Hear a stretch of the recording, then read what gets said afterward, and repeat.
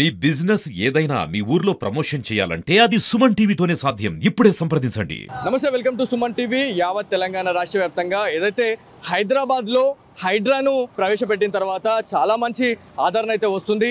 So నిజామాబాద్లో కూడా అదే తరహాలో హైడ్రా నిజామాబాద్కి వస్తే కూడా చాలా రకాలైనటువంటి అక్రమ కట్టడాలు కావచ్చు, అదేవిధంగా కబ్జాలకు సంబంధించి కూడా బయటపడే అవకాశం ఉంటుందని చెప్పేసి నిజామాబాద్ ప్రజలు అనుకుంటా ఉన్నారు. నిజామాబాద్ ప్రజలు ఉన్నారు, ఒకసారి వారితో మాట్లాడదాం. తాత నమస్తే. హైదరాబాద్లో కాకుండా ఈడ కూడా నిజామాబాద్లో కూడా ఖచ్చితంగా అక్రమమైన కట్టడాలు ఉంటే కూలగొట్టవలసిందే. ఆర్డర్ ఇచ్చి కూలగొట్టాలి, వట్టి కొట్టద్దు.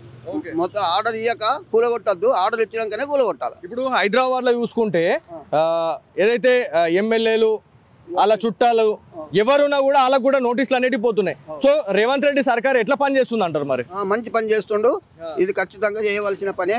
ఈడ నిజామాబాద్లో కూడా చేయగలరని కోరుతున్నాం. మీరు మీరు ఎక్కడన్నా చూసిర్రా అంటే నిజామాబాద్లో ఇట్లాంటి అక్రమ కట్టడాలు కావచ్చు, కబ్జాలు కూడా చాలానే ఉన్నాయి నిజామాబాద్లో. సో దీని గురించి ఏం చెప్తారు తాత? ఈడ కూడా చేయవలసిందే, ఆర్డర్ ఇచ్చి చేయాలి, అంతే. ఈ మన మల్లారెడ్డి తెలుసా మీకు? మల్లారెడ్డి తెలుసా? మల్లారెడ్డి ఎమ్మెల్యే ఇంత ఆయన పరిచయం లేడు కానీ టీవీలో విన్నా, వేరే దగ్గర కూడా విన్నా. ఖచ్చితంగా చేయవలసిందే. ఎవరైనా అక్రమ కట్టడాలు ఉంటే వాళ్ళు చేయవలసిందే. మీరు ఎక్కడ ఉంటారు తాత? మీరు నామదేవాడలో ఇట్లాంటి అక్రమ కట్టడాలు కానీ లేకపోతే కబ్జాలు ఏమన్నా ఉన్నాయా? ఏం లేవు, ఆడేం లేవు. నామదేవ్ వాళ్ళు ఏం లేవు. ఆడ త్రీ టౌన్ ఉన్నది. ఎవరైనా కానీ ఏమైనా అక్రమంగా చేసినట్టుంటే 3 టౌన్కి పోయి కంప్లైంట్ ఇస్తారు. కానీ ఎవరు ఇస్తులు లేదు. ఎక్కడెక్కడైతే ఉన్నాయో అక్కడికి పోయి కథం పట్టియాలి, అదే మంచిది.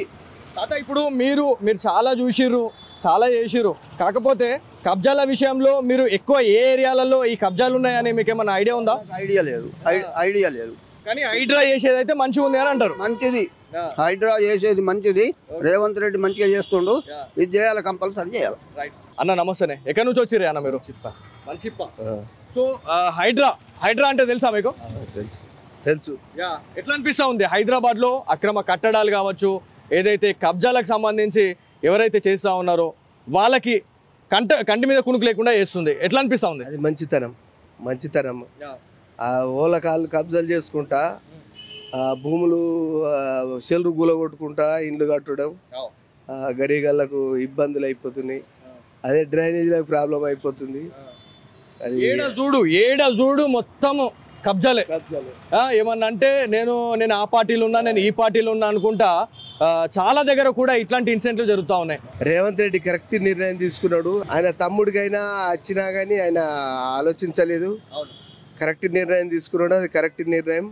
ఈ ధరని చేయబట్టి ప్రాబ్లం కూడా, ఈ భూ కబ్జాలు బాగా చేసుకున్నారు. పల్లెటూళ్ళలో కూడా మాది కూడా ఇట్లనే కబ్జా చేసుకున్నారు వేరేళ్ళు. ఇలాంటి ప్రాబ్లం ఉన్నది. ఈ ధరని కూడా తీసేసి భూమాతాన్ని కొత్తగా పెట్టిర్రు, అది చేయాలని రేవంత్ రెడ్డి గారికి. సో చాలా మంది కూడా ఏదైతే రేవంత్ రెడ్డి సర్కార్ ఏదైతే అధికారంలోకి వచ్చిన తర్వాత ఇది కొన్ని రోజులే మన ఏదైతే ప్రభుత్వం కూలిపోతుంది అది ఇది అని చెప్పేసి కొంతమంది ప్రజాప్రతినిధులు చెప్పడం జరిగింది. కొంతమంది ఎవరైతే బీఆర్ఎస్ నాయకులు కావచ్చు, బీజేపీ నాయకులు కావచ్చు, చాలామంది కూడా చెప్పడం జరిగింది. కాకపోతే ఈ హైడ్రాని చూసిన తర్వాత చాలామంది కూడా అప్రిషియేట్ చేస్తున్నారు. సో నిజామాబాద్కి ఈ హైడ్రా వస్తే ఎట్లా ఉంటుంది అసలు? 10 సంవత్సరాలు తిరుగులేని కాంగ్రెస్ ప్రభుత్వంకు 10 సంవత్సరాలు తిరుగులేని పార్టీ 10 సంవత్సరాలు చేస్తుంది. దానికి రేవంత్ రెడ్డి గారికి ఎటువంటి భయం లేదు. ఆయన ఇట్లా భయపడ్డాడు అంటే ఇట్లాంటి పనులు చేయడు. ఆయనకు ఆ ధైర్యం ఉన్నది, ఆయన చేస్తాడు. ఈ ఒకటి ధరని తీసేసి భూమాతాని ఇది కొత్తది పెట్టేస్తే ఇప్పుడు ఓళ్ళు కబ్జా చేసుకున్నారు, వాళ్ళు ఆటోమేటిక్ ఏరిపోతారు. ఇప్పుడు మొత్తం కబ్జాలు చేసుకున్నారు భూములు. రిజిస్ట్రేషన్ డాక్యుమెంట్ నుండి కూడా ఏం చేస్తలేము. కాబట్టి రేవంత్ రెడ్డి తీసుకున్న నిర్ణయం కరెక్ట్ తీసుకున్నాడు. అలా తమ్ముడికి వచ్చినా అంతే అంటుండు, వేరేడికి వచ్చినా అంతే అంటుండు, అది కరెక్ట్ నిర్ణయము. సో మీరు నిజామాబాద్ ప్రజలు మీరు నిజామాబాద్ సిటిజన్స్. సో మీరు ఎక్కువ అరే ఈ ఏరియాలో నాకు తెలిసిన ఏరియా ఇప్పుడు గంగాస్థాన్ ఉన్నది, గంగాస్థాన్లో ఎక్కువ కబ్జాలు ఉన్నాయని నాకు తెలుసు. ఇంకోటి అరసపల్లిలో ఎక్కువ కబ్జాలు ఉన్నాయని నాకు ఆల్రెడీ ఇన్ఫర్మేషన్ ఉంది. సో ఆల్రెడీ మేము దానిపైన స్టోరీస్ చేస్తున్నాము.